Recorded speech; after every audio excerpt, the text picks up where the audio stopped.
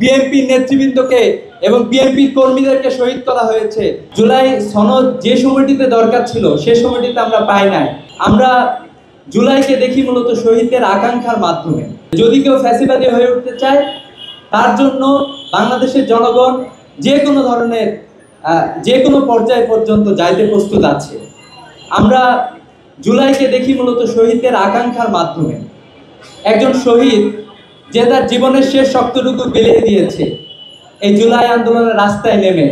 তো এই জন্য আমরা বিশ্বাস করি যে এই জুলাইয়ের যে স্বীকৃতি দরকার ছিল, জুলাই সনদ যে সময়টিতে দরকার ছিল সে সময়টিতে আমরা পাই নাই। আমাদের কিছু প্রস্তাবনা আমরা দিয়ে যাচ্ছি আজকে। জুলাইকে আসলে আমরা চিন্তা করি একটা পিক হিসাবে। আমরা বলতে পারি যে আমাদের জাতীয় ঐক্যের একটা পিক হিসাবে আমরা চিন্তা করতে পারি। আমাদের সকল জনগণ, বাংলাদেশের প্রত্যেকটা শ্রেণী পেশার মানুষ, ধর্মবর্ণের মানুষ, গ্রাম শহরের মানুষ, সবাই আকাঙ্ক্ষা মূলত জুলাই এসে একত্রিত হয়েছিল। জুলাইয়ের আগে আমরা কি দেখেছিলাম? জুলাইয়ের আগে আমরা দেখেছিলাম বিগত 16 বছরে বাংলাদেশের মানুষের উপরে অসংখ্য নির্যাতন।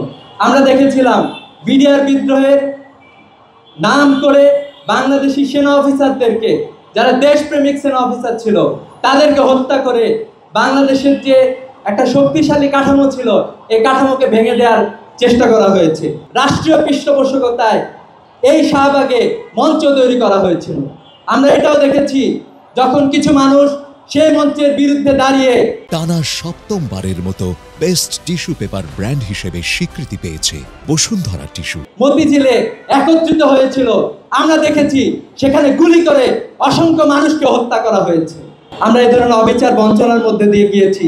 আমরা দেখেছি সাতক্ষীরায় অসংখ্য মানুষকে গুলি করে হত্যা করা হয়েছে, মানুষের বাড়িঘরগুলোকে বুলডোজার দিয়ে গুড়িয়ে দেওয়া হয়েছে।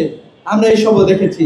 আমরা দেখেছি মোদি বিরোধী আন্দোলনে আমাদের এই ঢাকা বিশ্ববিদ্যালয়ে যে সকল শিক্ষার্থীরা নেমেছিল তাদের উপরে অত্যাচার করা হয়েছে। আমরা দেখেছি অসংখ্য আলেম ওলামাকে, অসংখ্য শিশুকে হত্যা করা হয়েছিল এই সময়টিতে।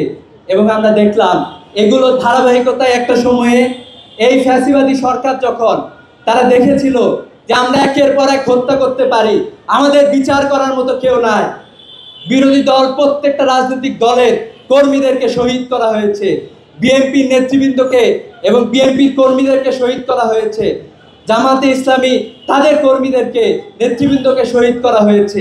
প্রেসিডেন্ট জিয়াউর রহমান বাংলাদেশের সংবিধানে আল্লাহর প্রতি পূর্ণ বিশ্বাস এবং আস্থার কথা এনেছিলেন।